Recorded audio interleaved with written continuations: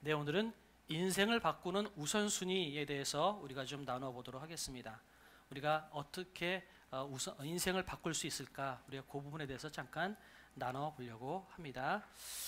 이번 6월달은 6월 25일이 행복축제이기 때문에 행복축제의 그 6월 25일을 위해서 저희들이 모든 메시지들이 집중이 되고 있어요. 그래서 그런 차원에서 원래 저희가 한 달에 한 권씩 성경 특정 본문을 저희가 정해서 나가는데 6월달만큼은 이제 한 가지 메시지를 가지고 그 본문들이 옮겨지고 있습니다. 여러분 그렇게 참고해 주시면 좋겠고요.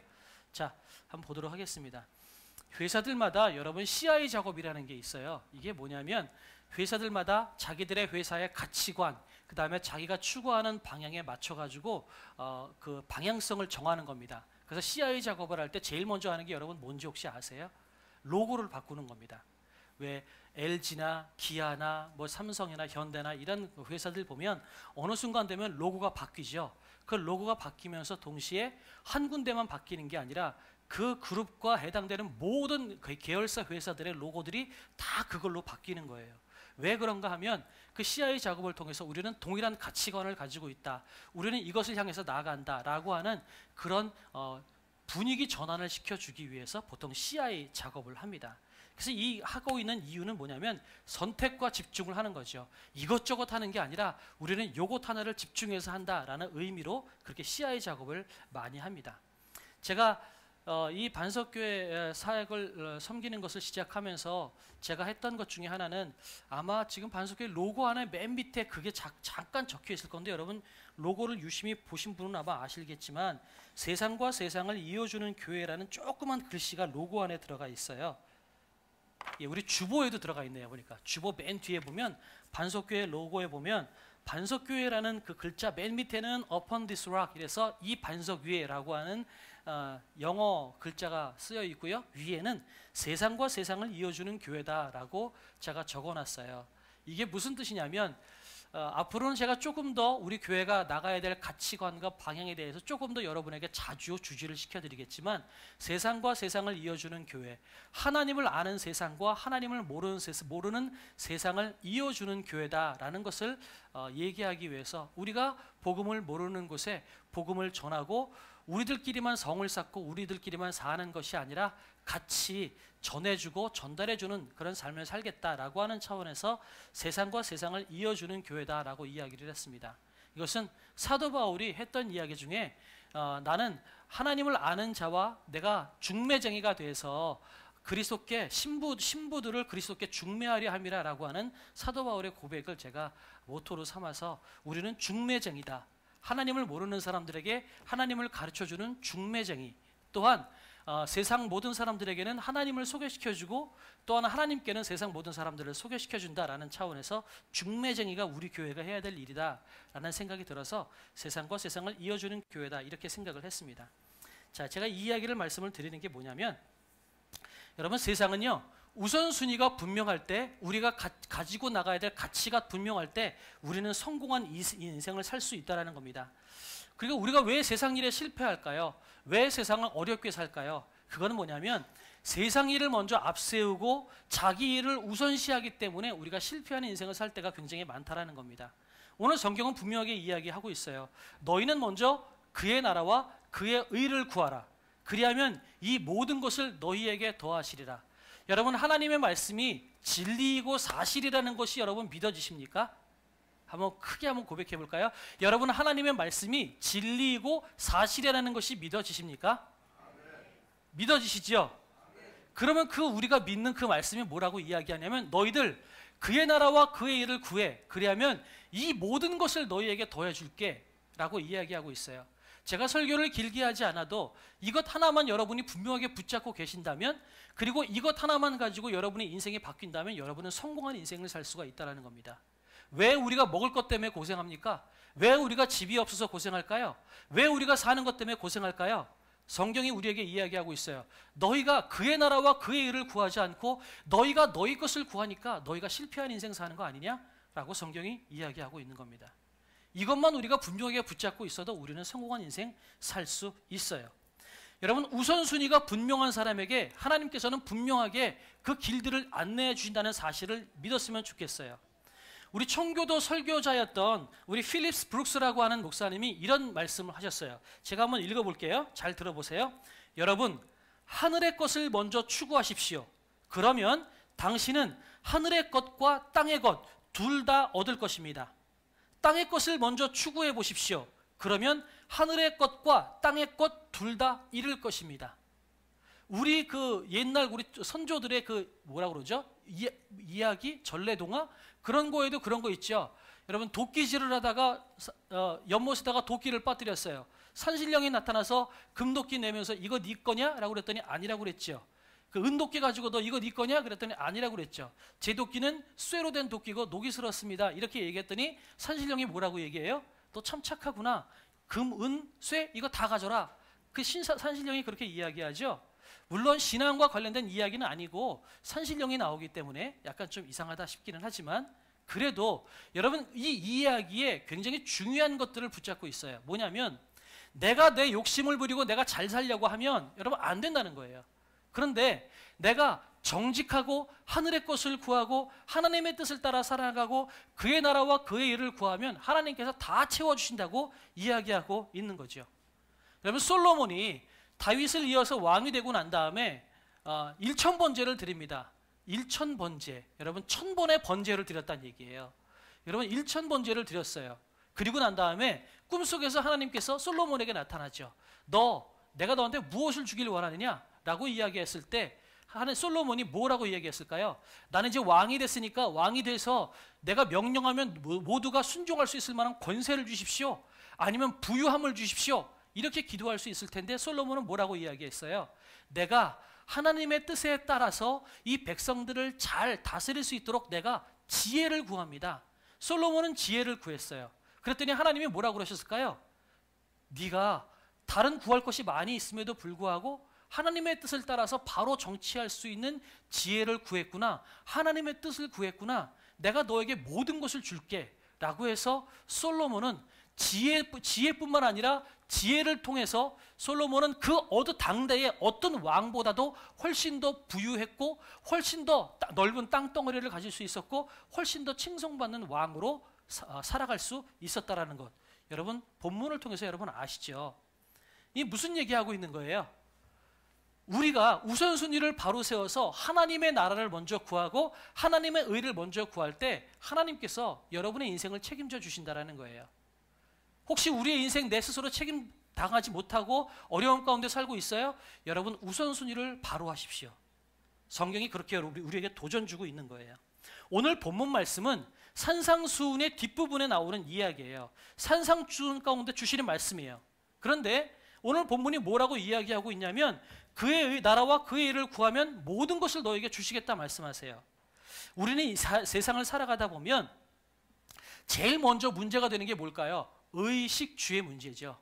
먹고 자는 것, 우리가 옷 입는 것, 이런 의식주의 문제가 가장 큰 염려입니다. 그런데 이 의식주의 문제는 반드시 필요한 거긴 합니다. 제가 언젠가 지난번에 그런 말씀 드렸던 적 기억나실지 모르겠는데 제가 돈을 사랑할까요? 저 돈 사랑한다고 말씀드렸어요. 그러나 돈이 하나님보다 우선하지 않는다고 분명히 말씀드렸어요. 세상을 살아나가다 보면 돈이 필요해요. 필요한 거라는 것은 분명히 맞습니다. 그런데요, 이 돈의 걱정에 집착하다 보면 우리 인생은 아름다운 인생, 보람된 인생, 가치 있는 인생 되기가 어렵다는 얘기하는 겁니다. 그래서 오히려 성경은 거기에 집착하지 말고 그의 나라와 그의 의를 구하라고 권면하고 있는 겁니다. 그러면 그의 나라와 그의 의에 대해서 이 모든 것들을 더 더해서 우리에게 복을 주시겠다라고 말씀하고 계시는 거죠. 예수님께서 40일 동안 광야에서 금식하셨어요. 금식하면 제일 먼저 어려움이 닥치는 게 뭐예요? 배고픈 거죠. 그걸 사단이 알아요. 사단이 알기 때문에 예수님께 나타나서 사단이 뭐라고 이야기하냐면 너 돌을 떡덩어리로 만들어서 너 그거 가지고 먼저 먹어. 이렇게 사단이 이야기를 합니다. 사단은 그 마음을 알고 있는 거예요. 그 뭐냐면 하나님의 나라와 의를 구하는 일을 하기 위해서 하나님의 나라와 하나님의 일을 하기 위해서는 먼저 배를 채우고 힘을 얻어야 된다는 것이 필요하다는 것을 사단도 아는 거예요. 그러니까 무슨 얘기하고 있는 거예요? 너 예수님에게 돌을 떡덩어리로 만들어서 일단 네 배부터 채워. 네 배부터 채우고 네가 든든해야 네가 하나님의 일 할 수 있지 않겠어? 이렇게 사단은 예수님에게 이야기하고 있는 거죠. 무슨 얘기하고 있는 거예요? 우리의 우선순위를 혼란케 하고 있는 시험을 하고 있는 겁니다. 사단은 알고 있어요. 우리 모든 사람들은 하나님의 나라와 하나님의 의를 구하는 것보다 무엇을 먹을까? 무엇을 입을까? 뭘 마실까? 여기에 대해서 먼저 생각하는 존재라는 것을 사단은 알고 있다는 겁니다. 그런데 여기에 대해서 먼저 생각하기 시작하는 사람은 하나님의 나라의 의를 구할 수 없다는 거예요. 왜 그럴까요? 우리에게는 원죄가 있기 때문에 그래요. 우리 가운데는 죄의 뿌리가 있어요. 그 죄의 뿌리, 이기적인 욕심이 있다 보니까 자기 자신부터 생각하게 돼요. 항상 자기 자신 먼저 생각합니다. 내가 잘 먹어야지, 내가 잘 살아야지, 내가 부유해야지. 그러니까 내가 먹고 사는 것에 대해서 먼저 고민하다 보니까 우리 삶의 우선순위가 항상 나부터 살아가게 된다는 거죠. 사단도 그것을 알아요. 그래서 우리는 항상 나부터 생각하고 나부터 살게 하는 그런 삶을 사단은 계속해서 우리에게 도전하고 우리에게 계속 꼬시고 있는 거죠. 그런데 계속해서 이야기하지만 일의 우선순위가 뒤바뀌면 우리는 아름다운 삶을 살 수가 없습니다. 다시 말씀드려서 나 잘 먹고 나 잘 살고 나 잘 입고 여기서부터 생각하기 시작하면 우리는 하나님의 나라의 의를 이룰 수가 없다라는 거예요. 거꾸로 먼저 그의 나라와 그의 의를 구할 때 하나님께서 반드시 모든 것들을 다 채워주시겠다라고 우리에게 약속하고 있다는 거죠. 그럼 우리가 이 본문을 가지고 어떻게 살아야 될까 몇 가지를 나눠보려고 합니다. 여러분, 우선순위를 분명하게 하세요. 여러분, 오늘 이 생 가운데에 여러분 삶의 우선순위가 뭔지를 분명하게 하십시오. 저 말씀드렸어요. 저 돈 사랑한다고 말씀드렸어요. 저도 잘 먹고 싶고요. 저도 좋은 차 타고 싶을 때가 있어요. 저도 좋은 집에서 살고 싶을 때가 있고요. 저도 좋은 옷을 입고 싶은 마음이 있어요. 저도 사람이고요. 저도 그런 욕심이 없는 건 아니에요. 그러나 이것이 있는 것이 죄는 아니에요. 중요한 것은 우선순위가 뭐냐는 거예요. 여러분의 우선순위가 제일 먼저가 뭐냐는 거예요. 하나님과 여러분의 이 안락함을 가지고 비교했을 때 우리는 수시로 하나님보다 내 안락함, 내 유익, 나의 편안함, 나의 즐거움을 먼저 선택하려고 할 때가 너무나도 많다라는 거죠. 여러분, 성경이 오늘 그렇게 이야기하고 있어요. 여러분, 그렇게 살면 영광스러운 삶 못 살아요. 성경이 우리에게 도전하고 있어요. 분명하게 그의 나라와 그의 일을 구할 때 하나님께서 모든 것을 도와주시겠다고 이야기하고 있지, 우리가 내 유익, 내 즐거움, 내 좋은 것들을 놓고 구하기 시작할 때 하나님께서 우리를 잘 살게 하시겠다고 말씀하시지 않는다라는 겁니다. 성경은 그의 나라와 그의 일을 구하라고 이야기하고 있어요. 우리 심리학자 존 카터라는 사람이 자기의 책에서 이렇게 이야기를 합니다. 바람직한 자기 성찰을 위한 조건이라는 책에서 가장 중요한 것은 삶의 우선순위를 정하는 것이다, 이렇게 이야기하고 있어요. 그런데 그 우선순위가 올바른 우선순위가 되어야 한다는 거예요. 2차 대전 때 일본은 가미가제라는 특공대를 만들었습니다. 비행기 조종사들이 전부 다 가미가제 특공대가 돼서 어떻게 했죠? 비행기를 가지고 자기들이 미국의 군함이나 미국의 배에 자기 몸을 들이박았어요. 얼마나 숭고한 죽음입니까? 그런데 그것을 우리가 숭고한 죽음이라고 볼 수 있을까요? 틀렸어요. 그것은 죄송하지만 개죽음이에요. 왜 그럴까요? 그들의 가치가 잘못되었기 때문에 그래요. 가치가 잘못되면 그들이 아무리 처절한 죽음을 하고 자기의 목숨을 버렸다 할지라도 여러분, 그 죽음은 숭고한 죽음이라고 볼 수가 없는 거예요. 깃발이 잘못되었기 때문에, 가치가 잘못되었기 때문에 그것이 아무리 처절한 자기 희생이라 할지라도 우리는 그것을 잘했다고 박수칠 수가 없는 거예요. 우선순위가 잘못되었다는 거죠. 그들의 중요한 순위가 잘못되었어요. 자기들의 군사력을 가지고 전 세계를 통일하겠다, 미국을 잡아먹겠다, 여러분 사람을 죽이겠다, 내 목숨을 바쳐서라도 내가 10명, 1000명을 죽이겠다. 여러분, 이 가치가 잘못되었기 때문에 비행기를 가지고 거기에 떨어지는 그들의 희생은 잘못된 죽음이었다는 거죠. 여러분, 그러나 저 양화진에 가보면 얼마나 많은 선교사님들이 이 땅에서 목숨을 바치고 죽은 묘비들이 있는지 몰라요. 그분들은 뭐 했어요? 자기 인생을 포기해서 하나님의 나라를 위해서, 대한민국을 발전시키기 위해서 이 나라를 하나님의 나라가 되게 하기 위해서 목숨을 바친 분들의 그 많은 묘비들이 그 양화진에 있어요.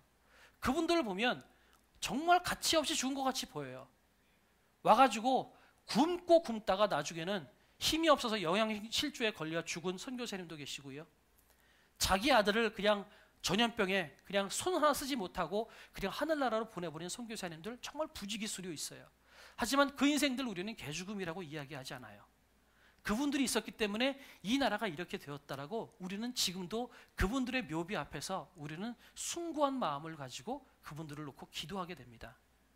여러분, 우선순위가 잘 되면 우리의 인생은 복된 인생을 살아갈 수가 있는 거예요. 분명한 순위 정립이 필수로 정해져야 한다는 겁니다. 지금까지 우리는 정말 많은 소원과 기도를 드립니다.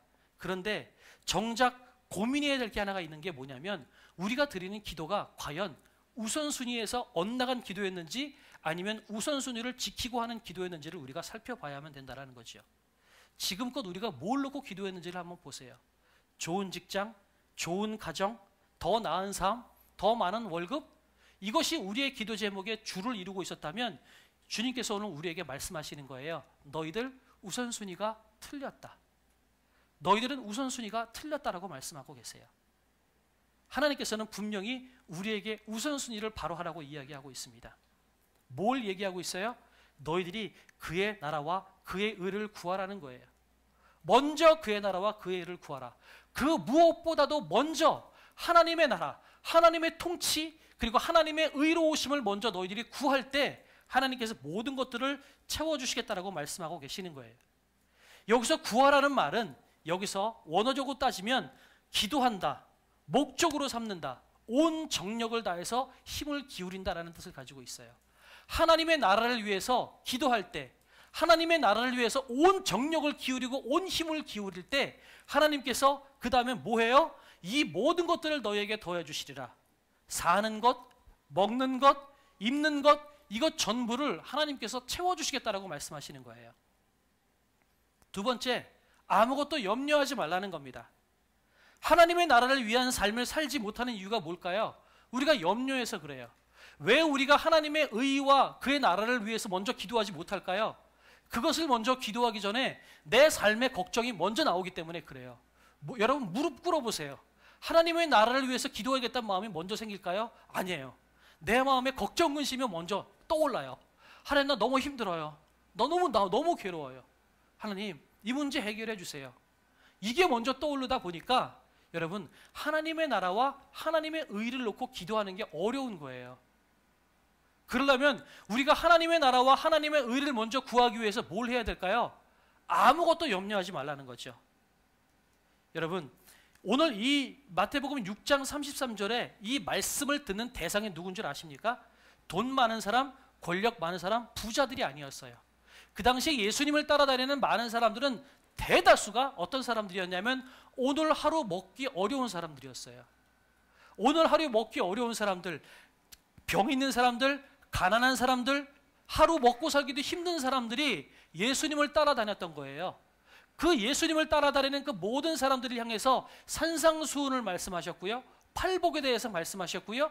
그 팔복의 뒷부분에 이렇게 말씀하시는 거예요. 너희들 그의 나라와 그의 의를 구하라. 오늘 당장 먹기 힘든 사람들에게 너 힘들지? 먹을 거 구해. 그럼 내가 먹을 거 줄게. 라고 말씀하시지 않았어요. 예수님께서 그 많은 사람들을 향해서 설교하셨을 때 먹기 힘들고 오늘 하루 살기 어려운 사람들에게 예수님께서 어떤 마음을 가지고 설교하셨을까요? 힘들고 어려운 삶을 사는 이 많은 사람들 잘 살았으면 좋겠다라는 마음으로 예수님께서 설교하시지 않았을까요? 내가 이 사람들 등쳐먹어가지고 내가 이 사람들 다 헌금 걷어가지고 나 혼자 떵떵거리고 살아야지, 얘네들이 어떻게 살지는 나 상관없어, 나 혼자 잘 살면 돼, 그런 마음으로 예수님께서 설교하셨을까요? 아니죠. 예수님은 거기에 앉아있는 그 많은 무리들이 잘 살기를 원하셨어요. 그러면 오늘 예수님께서 이 산상수훈 하셨던 이 말씀은 그 앉아있는 가난한 사람들, 오늘 하루 먹고 살기 어려운 사람들이 어떻게 하면 잘 살 수 있는지에 대한 가장 좋은 솔루션을 예수님께서 말씀하셨다는 거예요. 그러면 그 말씀이 오늘 우리에게도 적용돼야 되겠죠. 그들에게 이야기하고 있는 거예요. 당장 먹고 사는 문제가 눈앞에 놓여 있는 사람들에게 예수님께서 이렇게 말씀하고 계시는 거예요. 그의 나라와 그의 일을 구해라. 그 길이 너희가 잘 먹고 잘 사는 가장 좋은 길이다. 예수님께서 말씀하고 계시는 거예요. 전부 맡기면 하나님께서 몽땅 책임져 주신다라고 말씀하고 계시는 거예요. 그런데 우리가 왜 염려하고 걱정할까요? 믿음의 문제이기 때문에 그래요. 공중에 나는 새도 먹이시고요, 오늘 피었다 지는 들풀도 돌보시는 하나님이라고 말씀하셨는데 우리는 그게 안 믿어지는 거예요. 하나님의 나라와 하나님의 의를 구하면, 내 문제 가지고 기도하지 않으면 하나님께서 내 문제는 해결해 주시지 않을 것 같은 마음이 드니까 무릎 꿇고 기도할 때마다 내 문제 놓고 먼저 기도하고 하나님의 나라와 의를 구하지 않는 거죠. 에이브러함 링컨이 대통령이 되기 전에 변호사로 있었을 때 이런 일이 있었다고 합니다. 어떤 사람이 이렇게 얘기했대요. 어떤 문제를 하나 가지고 와서 당신 이것을 변호해 주시면 내가 당신이 평생 먹고 살 수 있을 만한 돈을 드리겠습니다. 이렇게 변호사였던 에이브러함 링컨에게 이야기를 했다고 합니다. 그때 링컨이 뭐라고 이야기했냐면 그것을 거절했대요. 그리고선 그 회사를 향해서 이렇게 이야기했다고 합니다. 에이브러함 링컨의 말을 제가 한번 읽어드릴게요. 내 평생에 먹기 위한 돈은 만군의 여호와께서 준비해 두셨는데 내가 먹고 사는 일 때문에 나쁜 일을 할 수는 없습니다. 이게 에이브러함 링컨이 거절의 이유였으며, 뭐예요? 하나님께서 다 책임져 주시겠다는 거예요. 내가 하나님의 뜻을 구하고 하나님의 나라의 의를 구하는 삶을 살면 하나님께서 책임져 주시겠다고 하는데, 우리는 자꾸 내 먹고 살 거 걱정하고 염려하고 실패한 인생 가지고 맨날 이것저것 달라고 그러고, 여러분 그런 삶을 내가 살게 된다는 거예요. 왜 우리가 실패한 인생 살고 있어요? 하나님의 나라와 하나님의 의를 구하지 않기 때문에 그렇다라는 거죠. 우리는 믿는다고 고백했어요. 하나님은 크신 분이고 못하실 것이 없다라고 우리는 믿는다고 고백했어요. 그렇다면 세상 모든 것들이 그분 안에 손 안에 있고 우리의 생사 화복도 그분이 결정하십니다. 우리가 가난하게 살고 있어요? 그것은 둘 중에 하나입니다. 그것이 하나님의 뜻이거나 또한 우리가 하나님의 나라와 의를 구하지 않고 있기 때문에 우리는 그런 삶을 살지도 모른다는 거죠. 우리가 내가 먹고 사는 일, 자녀를 기르는 일, 내가 늙어서의 노후 대책, 내가 걱정하고 염려하는 그 모든 것들, 사실은 이 모든 것들은 내 문제가 아니라 하나님의 문제입니다.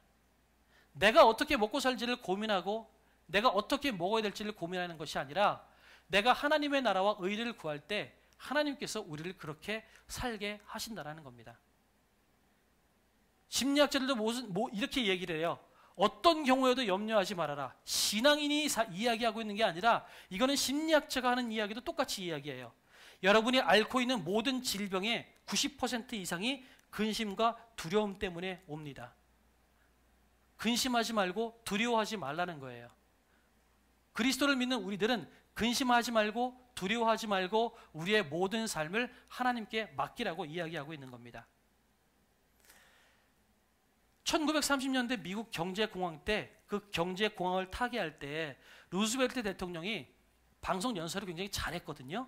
이 대통령이 진짜 연설을 잘하셨어요.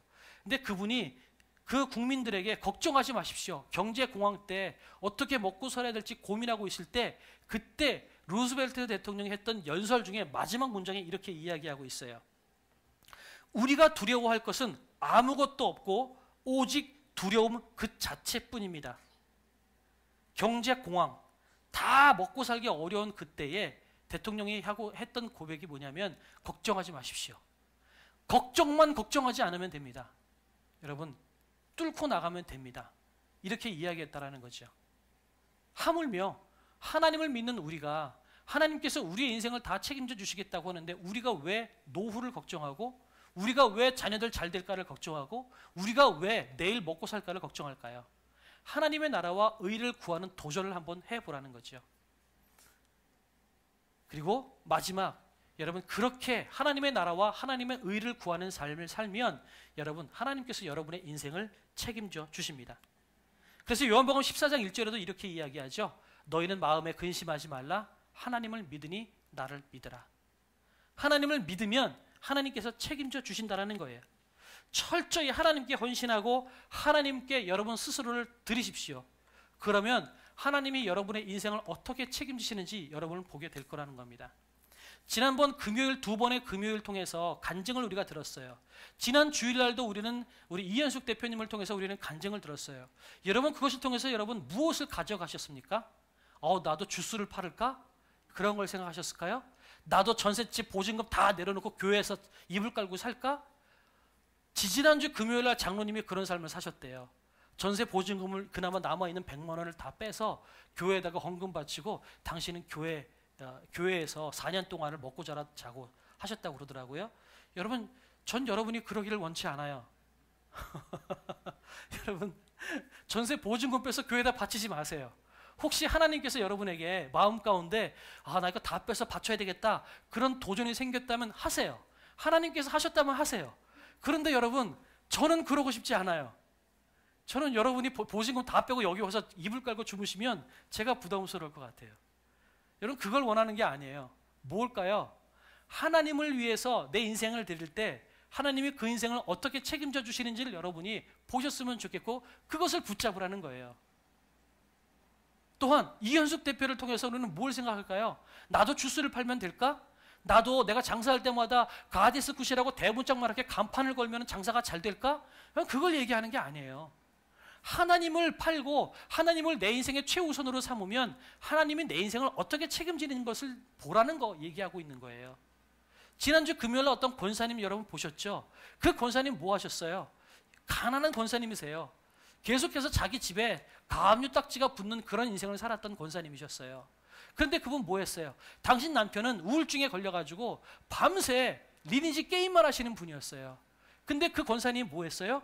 교회 나오기 시작을 했고 기도하기 시작했고 하나님의 말씀을 따라서 하나님의 가치관을 가지고 당신의 남편을 섬기고 사랑하기 시작했고요. 기도하기 시작했더니 여러분 그렇게 산 지 11개월 만에 온 가족이 예수 믿기 시작을 했고 온 가족이 하나님을 믿는 가족이 돼서 결국은 당신이 구역장이 돼서 다른 분들을 섬기는 일을 했다라고 간증을 하셨어요.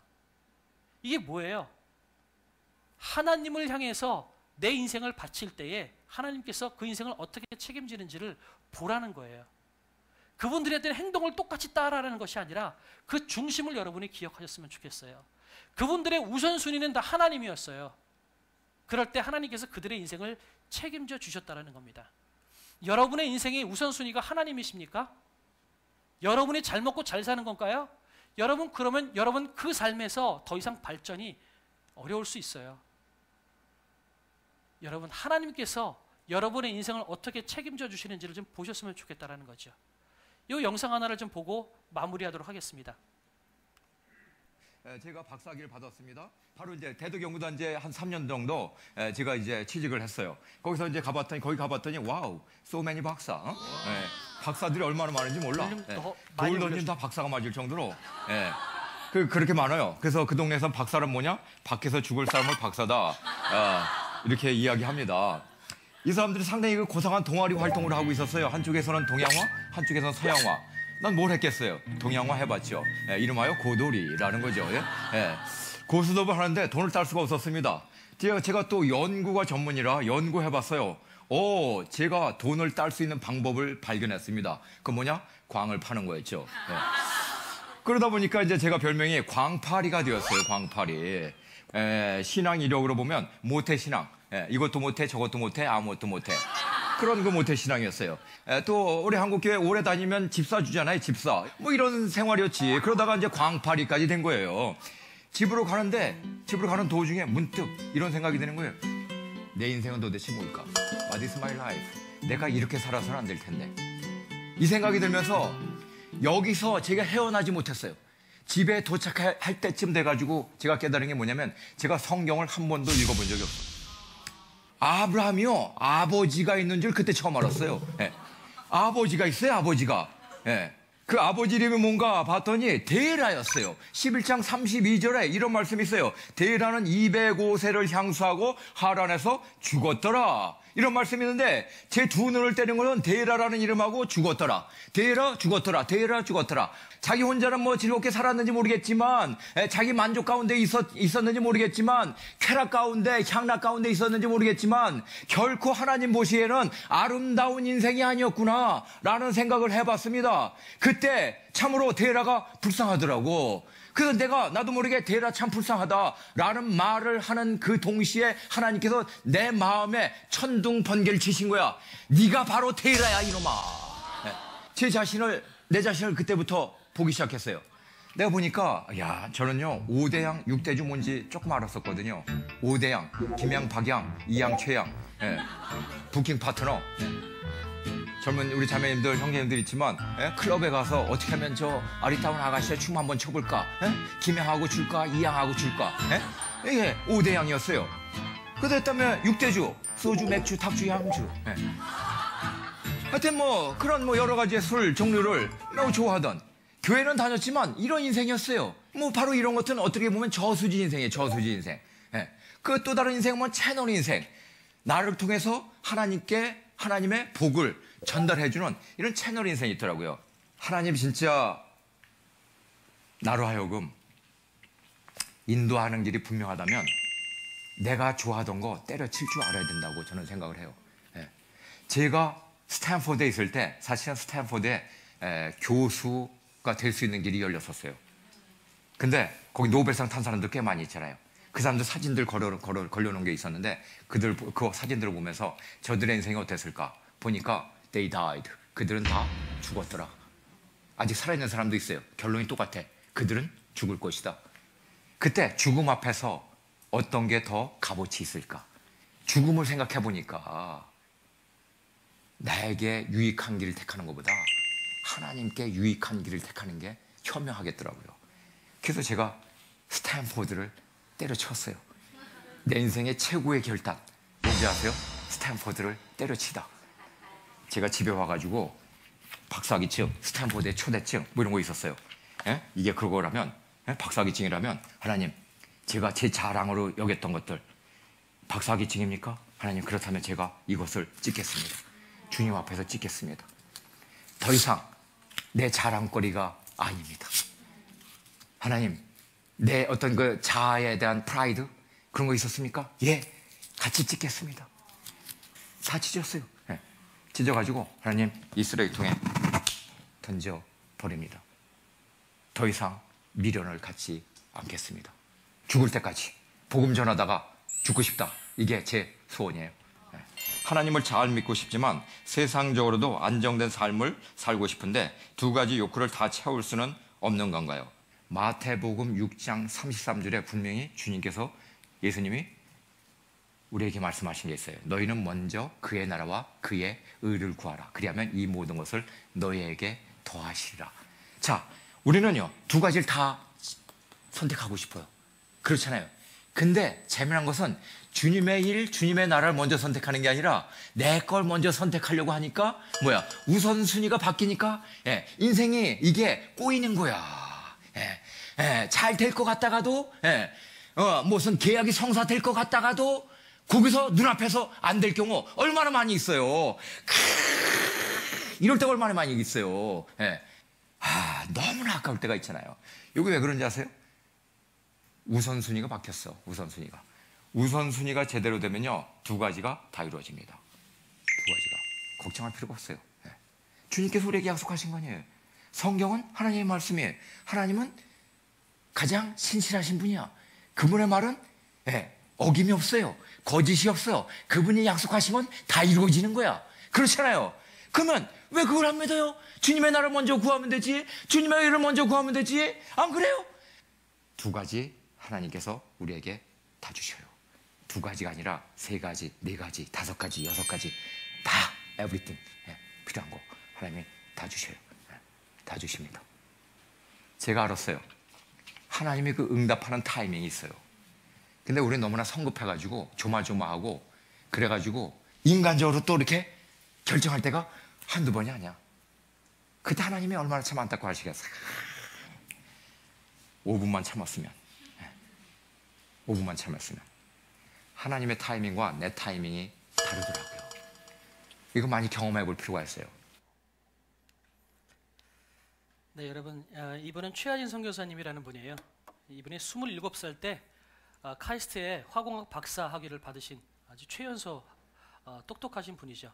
스탠퍼드 대학교에서 박사 학위를 받고 그다음에 거기서 교수로 재직할 수 있는 기회가 있을 때 이분이 아까 말씀드렸던 그런 도전을 통해서 중국의 선교사로 헌신합니다. 스탠퍼드 박사 학위를 찢어버리고 중국의 선교사로 헌신하죠.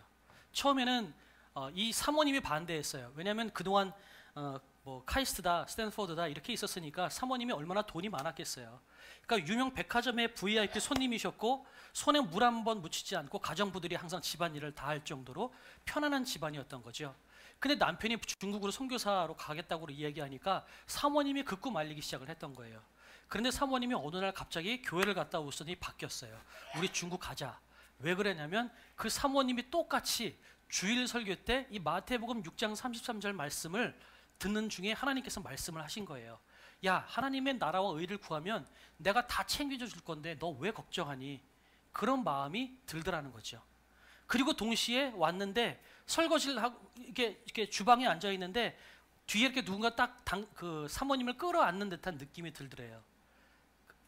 당신의 기억 경험으로는 천사가 자기를 끌어안는 것 같은 느낌이 들더래요. 그러면서 내가 너 책임져 줄게, 걱정하지 마, 이런 마음이 들어서 내가 잘못했구나라는 마음이 들어서 남편에게도 이야기하고 하나님 앞에도 헌신했다고 합니다. 하나님, 내가 가겠습니다. 그래서요, 여러분, 이 최하진 박사와 이 가정이 중국으로 넘어가서요, 원래는 석 달만 하나님의 일을 해보겠노라고 했던 이분이 30년 동안 중국 선교사로 지금도 살고 계시고요. 하얼빈에 만방국제학교라고 하는 국제학교를 세우셨어요. 지금도 중국에서 이 학교 치면 학비가 비싸기로 유명하고요. 또 모든 학생들이 미국에 있는 유명 명문 대학교를 입학하는 아주 유명한 대학교가 됐어요. 그런데 이 학교의 가치관이 뭘까요? 하나님의 나라를 위해 살아가는 거예요. 처음에는 중국에서 이 사람이 간첩인가 해가지고 이 사람을 계속 뒷조사했다고 합니다. 왜냐하면 처음에 중국으로 가서 선교사 활동하면서 애들을 가르치면서 가르치는 애들마다 집으로 와서 식사 대접도 하고 막 이것저것 가르치고 막 그러니까 수상해 보였다는 거죠. 그런데 문제는 이 교수를 통해서 배운 사람들마다 삶의 가치관이 바뀌고 인생들이 바뀌는 거예요. 더군다나 똑똑해지는 거예요. 그걸 놓고 보면서 중국 사람들이 이 사람 뭔가 있구나 싶어서 이 사람을 밀어주기 시작했고 이 사람이 하얼빈에 만방국제학교를 세워서 지금까지 운영하고 있어요. 지금 만방국제학교의 학장이고 설립자입니다. 여러분, 하나님의 나라를 위해서 살면 하나님께서 그 인생을 책임져 주신다는 거예요. 물론 우리는 이현숙 대표와 같은 CEO가 되지 못할 수도 있어요. 이 최하진 선교사님 같은 학교의 학장이 되지 못할 수도 있어요. 우리는 내가 처해진 자리에서 어떤 모양으로 살지는 모르겠어요. 그러나 중요한 것은 이 원리만큼은 분명하다는 거죠. 뭐예요? 하나님의 나라와 하나님의 의를 구하면 하나님이 책임져 주신다는 겁니다. 이 원리만큼은 동일하다는 사실을 우리가 잊지 않았으면 좋겠어요. 그러면 우리가 다시 한번 결단해야 되겠죠. 우리가 복받는 삶이 뭘까요? 잘 사는 삶이 뭘까요? 마지막 내가 목숨이 끊어지는 그 순간에 하나님, 나 정말 잘 살았습니다. 나 정말 행복합니다. 라고 후회 없이 이 세상을 마감할 수 있는 방법이 뭘까요? 하나님의 나라와 하나님의 의를 구하는 삶인 겁니다. 여러분의 우선순위를 정하십시오.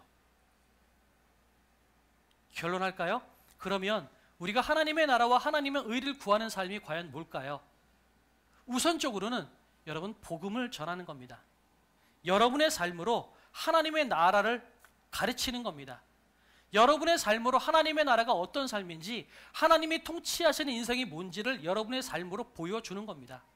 여러분들의 이웃들에게, 여러분들의 친구들에게, 여러분들의 자녀들에게, 여러분들의 가족들에게. 여러분, 그렇게 할 때 또한 내가 하나님을 우선순위로 섬기며 살아나가기 시작하면서 내 인생의 결정을 하나님을 최우선으로 두고 결정하기 시작할 때 하나님이 여러분의 인생을 복되게 하신다는 겁니다. 성경은요, 무엇을 입을까 무엇을 먹을까 그것 가지고 열심히 살지 말아라 라고 이야기하지 않아요. 먹는 것을 위해서 살아야 되고요, 입는 것을 위해서 살아야 돼요. 그런데 성경은 무슨 얘기하고 있냐면 무엇을 먹을까 무엇을 입을까 염려하지 말라라고 이야기하고 있어요. 거기에 마음을 쏟아서 그것을 우선순위로 두고 살지 말라라고 이야기하는 거예요. 열심히 일해야죠. 먹기 위해서 살아야 되고요, 옷은 입기 위해서 살아야 되겠죠. 그러나 그것이 여러분의 우선순위가 되지 않으셨으면 좋겠어요. 여러분의 모든 우선순위가 하나님이 되었으면 좋겠어요. 그랬을 때 하나님이 여러분의 인생을 어떻게 책임져 주시는지 저는 보고 싶습니다. 5년 뒤, 10년 뒤 여러분이 어떤 위치에 있고 어떤 삶을 살고 있는지 제가 보고 싶어요. 어떻게 해야 될까요? 오늘 도전하십시오. 이제부터 도전하십시오. 지난주 금요일 날 권사님이 그런 얘기 하더라고요. 권사님이 남편이 계속 밤새 리니지 게임만 하고 있을 때 목사님이 그러더래요. 좀 다른 거 다 빼고 당신이 똑바로 안 사니까 당신 남편이 안 변하지, 이런 얘기를 했대요. 그 처음엔 그게 기분이 나빠가지고 막 뛰쳐나갔다 그러죠. 근데 목사님이 그 권사님을 향해서 뭐라고 이야기하냐면, 권사님 1년 동안 개고생해서 앞으로 평생 동안 편하게 살 겁니까? 아니면 그냥 지금부터 계속 끝까지 그냥 그 모양 그 꼴대로 살 겁니까? 그렇게 질문을 했대요. 그 권사님이 그 얘기를 딱 듣는 순간, 그래 1년 동안 한번 고생해보고 평생 편하게 한번 살아보자라고 해서 1년 동안 하나님을 최우선으로 두고 최우선으로 인생을 살아보기 시작하고 그렇게 해보기 시작했대요. 기도하는 순간 어떤 마음이 들었냐면, 당신 남편의 마음에 드는 행동을 해야 되겠다. 하나님께서 그렇게 말씀하시는 것 같다. 하나님께서 당신 남편을 얼마나 긍휼히 여기시는지 깨닫게 되었다. 이런 마음이 들어서 당신 남편을 위해서 기도하기 시작했대요. 그러면서 그 당신 남편이 제일 원하는 게 뭔지를 하기 시작했대요. 그 남편이 제일 원하는 게 뭐였을까요? 리니지 게임 등급 올리는 게 당신 남편이 제일 해보고 싶은 거였대요. 그래서 그 다음부터는 남편이 일하러 나가면 낮에 내내 권사님이 컴퓨터 게임 앞에 앉아가지고 리니지 게임을 했대요. 당신 남편이 제일 좋아하는 일이 게임 등급 올리는 거였으니까. 그래서 권사님이 리니지 게임의 고수가 되셨대요. 나중에 그렇게 하기 시작하니까 남편이 변하고요. 과정을 다 지나서 11개월 만에 당신 남편이 예수님 믿고 인생이 변하고요. 오히려 당신 남편이 우리 예수님 위해서 살자 그렇게 결단하고 구역장이 돼서 다른 사람들을 위해서 전도하고 복음을 전하고 음식을 나눠주는 일들을 당신 남편이 앞장서서 하더라는 거예요. 왜 인생이 안 변할까요? 하나님의 나라와 의를 구하지 않았기 때문이라고 성경 오늘 우리에게 도전하고 있어요. 잘 살고 싶으세요? 변하고 싶으세요? 여러분 한 1년만 고생해서 오늘 그 목사님이 도전했던 것처럼 1년 고생해서 앞으로 남은 여생을 정말 하나님 품 안에서 평생 복 받으면서 살겠습니까? 아니면 지금 사는 대로 사시겠습니까? 여러분에게 도전 드립니다. 여러분의 우선순위를 바꾸십시오. 하나님을 최우선으로 두고 한번 살아보세요. 여러분의 인생이 어떻게 될지를 제가 보고 싶습니다. 그래서 한 5년쯤 딱 됐더니 모든 집사님, 권사님들이 너무 다 잘 살아요. 다들 그냥 재물도 많아졌고요. 다들 건강해지고 다들 표정이 밝아져서 기도하지 않으면 버틸 수 없어서 서로 앞다퉈서 기도하고 앞다퉈서 주의 일을 하고, 여러분 그런 일들을 하는 것들을 제가 보고 싶어요. 어떻게 할 때?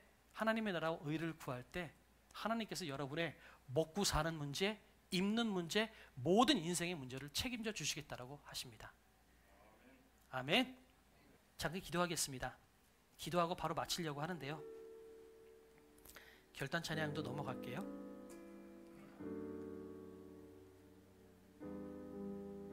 우리들이 삶에서 만나는 온갖 문제와 딜레마들은 시간의 부족이나 물질의 부족에서 오는 게 아니라 일의 우선순위를 잘못 선택했기 때문에 온 것이다 라고 이야기를 합니다. 우리가 시간이 없어서가 아니래요. 돈이 없어서가 아니래요. 우리의 우선순위가 잘못되었기 때문이라고 이야기해요. 여러분의 우선순위, 우리 교회의 우선순위는 뭘까요? 우리 교회의 우선순위, 여러분의 삶의 우선순위, 그 우선순위가 잘못되었다면 우선순위를 바로 하기를 하나님께서 말씀하십니다. 하나님, 내가 하나님의 나라와 의를 구하는 것, 구체적으로 복음을 전하는 것을 최우선으로 삼겠습니다. 그렇게 잠깐 기도할 때 하나님께서 여러분의 인생을 책임져 주시리라 믿습니다. 잠깐 주 앞에 결단하는 기도 주 앞에 드리고 제가 마무리하겠습니다.